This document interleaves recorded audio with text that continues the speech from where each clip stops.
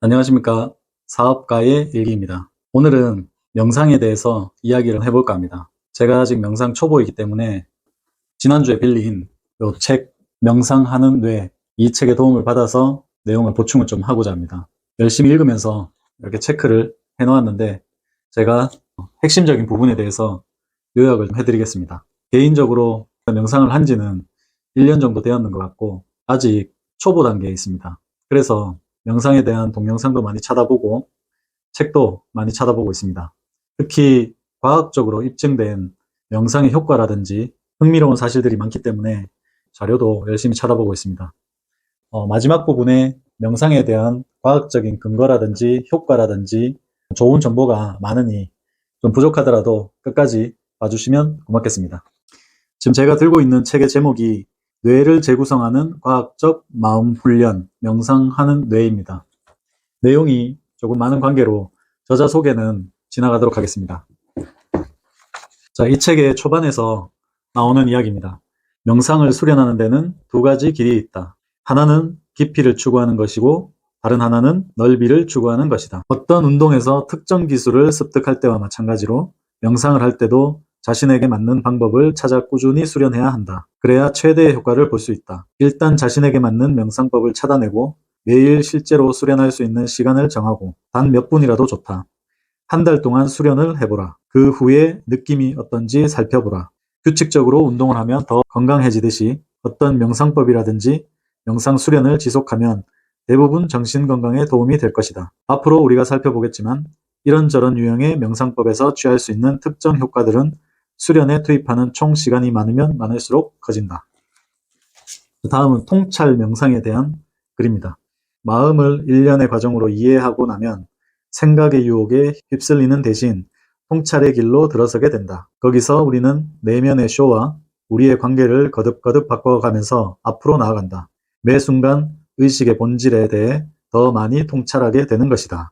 연못의 진흙이 가라앉으면 물속을 들여다볼 수 있듯이 생각의 흐름이 잠잠해지면 우리의 정신이라는 집합체를 훨씬 더 명료하게 관찰할 수 있다. 예를 들어 그 과정에서 명상가는 당혹스러울 정도로 빠르게 변화하는 순간순간을 지각하게 된다. 평소에는 장막 뒤 어딘가에 있어서 인지되지 않았을 뿐 마음을 관통하며 질주하고 있었던 것이다. 다음 하나의 가설이라는 맥락에서 알렉산더는 우리가 천성적으로 선한 것이 아니라 모든 사람이 올바른 노력을 통해 그렇게 될 수 있는 잠재력을 가지고 있다고 주장했다. 그 노력에는 오늘날 우리가 자기주시라고 부르는 자신의 생각과 행동을 지속적으로 알아차리는 수련이 포함된다. 다른 그리스 로마 철학 학파들도 번영을 향해 나름의 길을 나아가면서 비슷한 수련법을 사용했다. 스토아 학파에게 핵심은 삶에서 일어나는 사건들 자체가 아니라 그 사건에 대한 우리의 느낌이었다.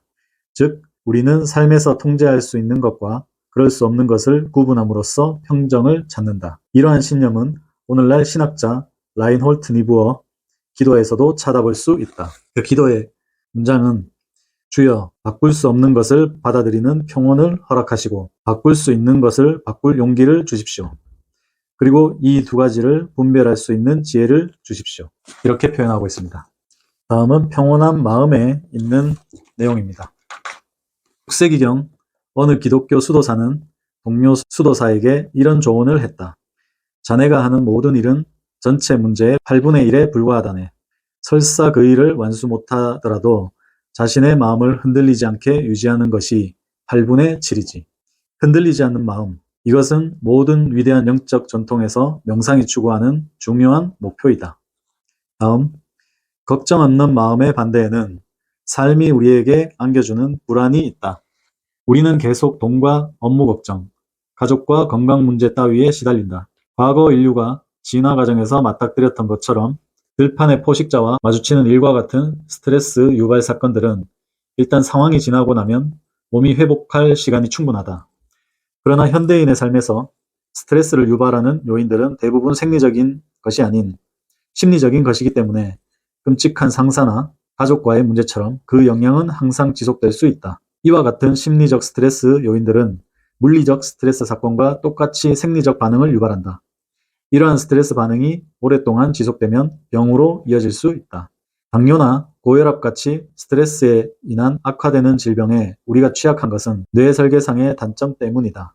다음, 탁월한 교육에 나오는 문장입니다. 어느 한 제자가 자신의 선 스승에게 세상에서 가장 위대한 지혜에 관해 붓글씨로 써주십사 청했습니다.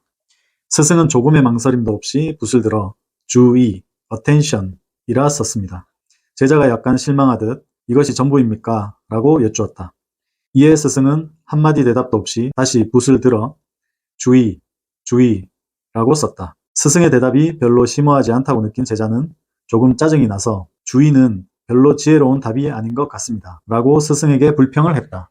스승은 여전히 침묵으로 응답하며 주의, 주의, 주의 라고 다시 썼다. 제자는 어리둥절하며 주의가 무슨 뜻인지 여쭈었다. 그러자 스승이 이렇게 답해 주었다. 주의는 주의다. 지금까지는 이해가 좀 가지 않죠. 풀이입니다. 이 이야기에서 선의 스승이 말하려던 것을 윌리엄 제임스는 1890년 저서 심리학의 원리에서 다음과 같이 설명을 했다. 방황하는 주의를 몇 번이고 거듭 돌려오는 능력이야말로 인간의 판단과 인격, 의지의 뿌리다. 이런 능력을 향상시키는 교육이야말로 가장 탁월한 교육이 될 것이다.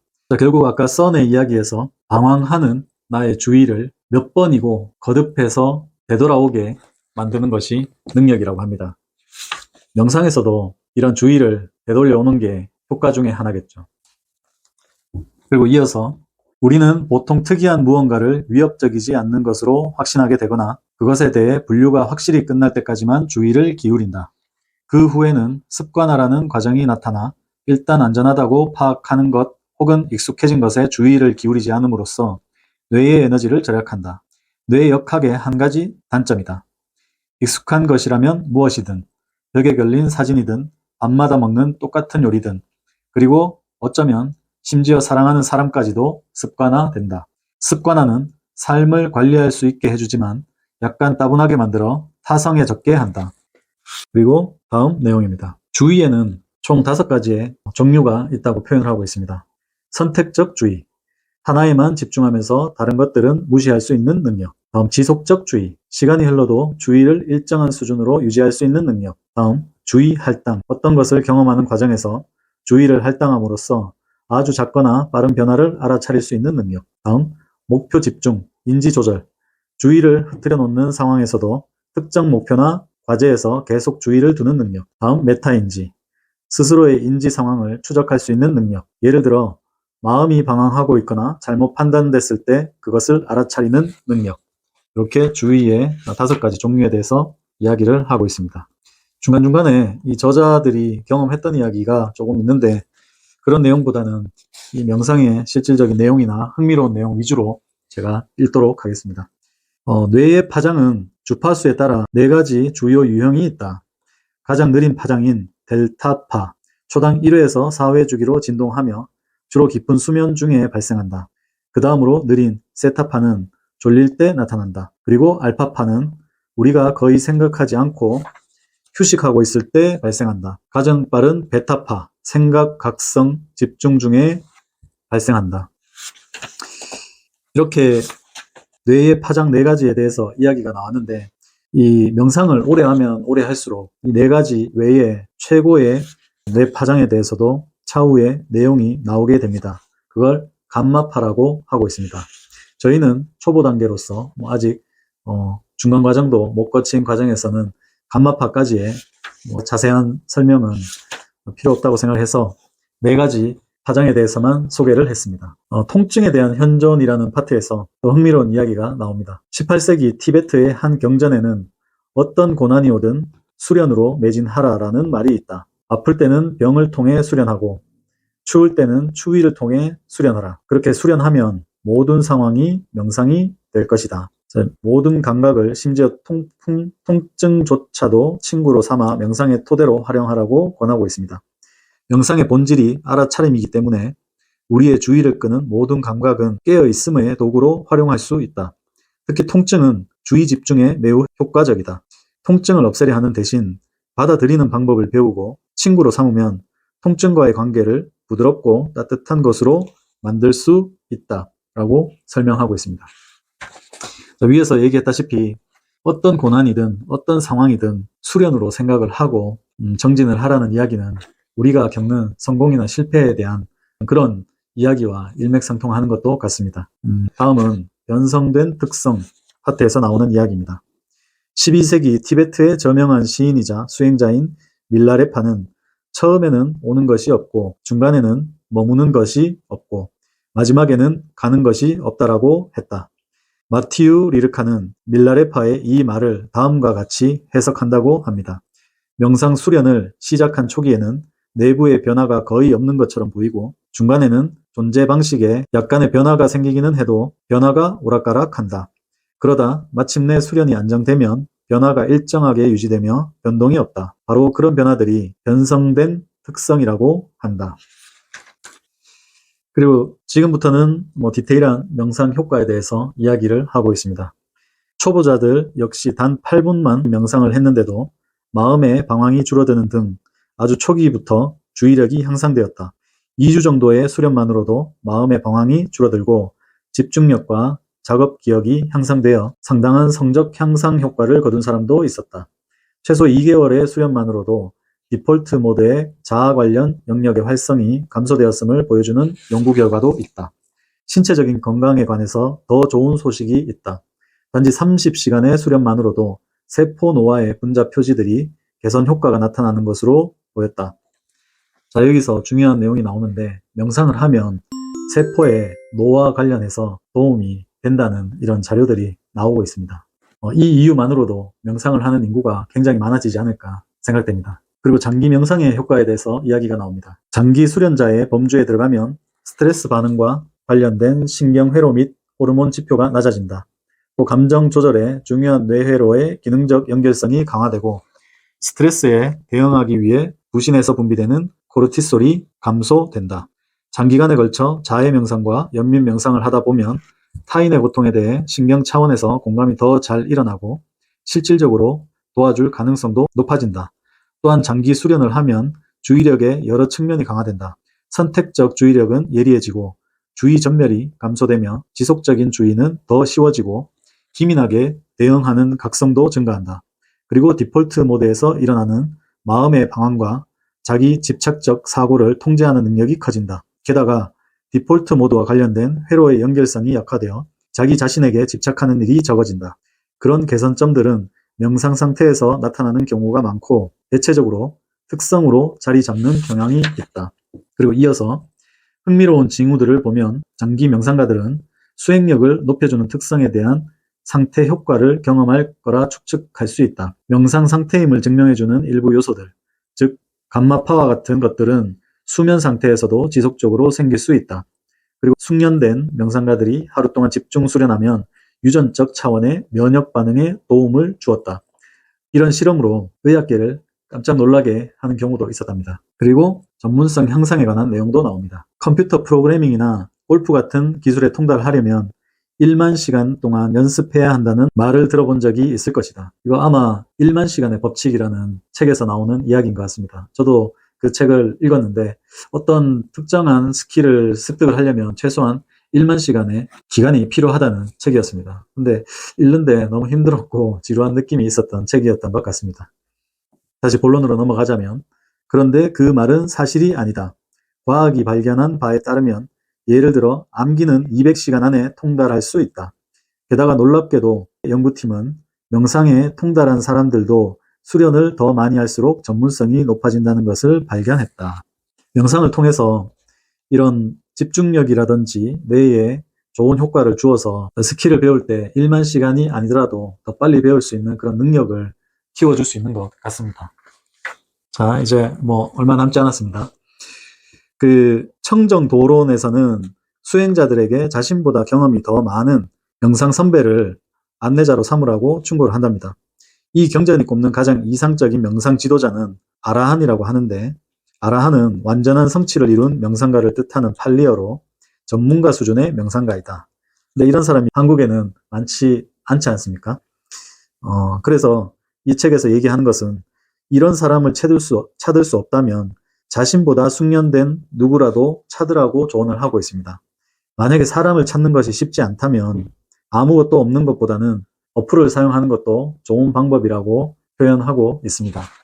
명상을 자기 생각에서 하지 말고 자기보다 선배라고 생각하는 사람의 도움을 받거나 어플을 통해서 진행하라는 이야기인 것 같습니다. 다음, 명상의 목적에 대해서 나와 있습니다. 역사적으로 명상의 목적은 건강을 좋게 하거나 긴장을 완화하거나 업무 능력을 높이는 게 아니었다. 오늘날 이런 이점들로 인해 명상이 대중화되었으나 사실 수세기 동안 부수적이고 눈에 띄지 않는 효과로 치부되어 온 것이다.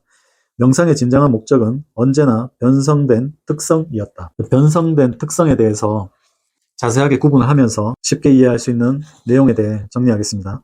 윤리적 자세, 명상의 길에서 내면의 변화를 촉진하는 도덕적 지침들, 수행을 통해 개발한 능력을 사적인 이익을 위해 사용하지 않도록 하는 내면의 나침반 역할을 한다. 다음, 이타적 의도, 수련자가 자기 자신만을 위해서가 아니라 타인의 이익을 위해 수련하겠다는 강력한 동기.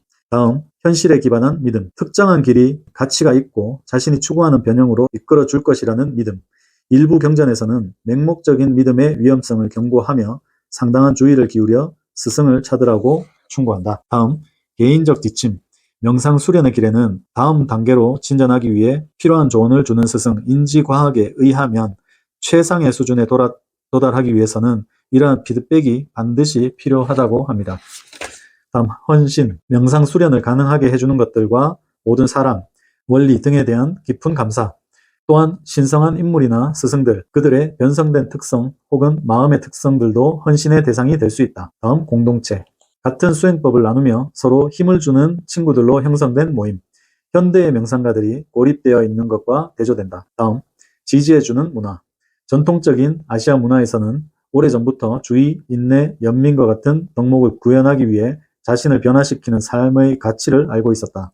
일과 가정이 있는 사람들이 깊은 명상 수련에 헌신하는 사람들을 기꺼이 지원한다. 돈과 음식은 물론 좀 더 편안하게 살 수 있게 돕는다. 그러나 현대 사회에서는 그렇지 않다. 다음, 변성된 특성의 가능성. 이렇게 수련함으로써 일반적인 마음 상태에서 벗어나 변성된 특성을 달성할 수 있다는 믿음. 이를 통해 수행의 길을 가는 사람들에 대한 존경심과 경외심이 나온다. 자, 이렇게 변성된 특성이라는 것이 어떤 것인지에 대해서 풀이를 해보았습니다. 마지막으로 정리를 하자면 명상은 시작한 지 몇 시간, 며칠, 몇 주만 해도 여러 효과가 나타난다. 무엇보다 처음에는 스트레스에 대한 편도체 반응이 감소한다. 2주 동안 명상을 수련하면 주의력이 높아진다. 또한 집중력이 개선되고 마음의 방황이 감소되며 작업 기억이 향상된다. 그 중에서도 작업 기억은 시험 점수가 높아지는 구체적 혜택으로 이어지기도 한다. 수련 초기의 이점 중 하나로 공감 관련 뇌회로의 연결성이 높아지기도 하는데 연민 명상에서 얻을 수 있는 효과이다. 명상 수련을 30시간 정도 하면 염증의 지표가 다소 줄어든다. 이렇게 적은 시간을 투자해 생기는 이점들은 금방 사라질 가능성이 높다. 이런 효과들을 지속적으로 누리기 위해서는 날마다 명상하는 시간을 가져야 한다. 1000시간 이상 수련한 장기 명상가들에게서는 지금까지 입증된 효과들이 보다 강력하게 나타난다. 초보자들보다 훨씬 더 강한 이점과 새로운 효과들도 경험한다.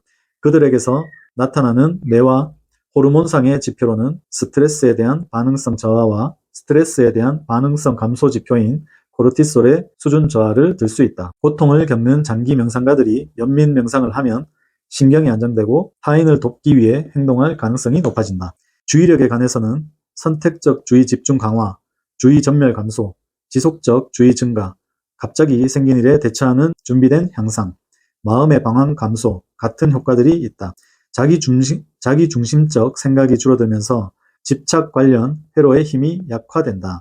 이 밖에 생리적인 변화와 뇌의 변화는 호흡 속도가 느려진다. 하루 종일 명상을 하는 집중 수련에서는 면역 체계가 향상되고 명상 상태들을 나타내는 징후들이 수면 중에도 지속된다. 이 모든 변화는 변성된 특성을 암시한다. 마지막으로 전문가 수준의 명상 수행자들이 존재한다. 이들은 평생 수련 시간이 평균 27,000시간에 달한다.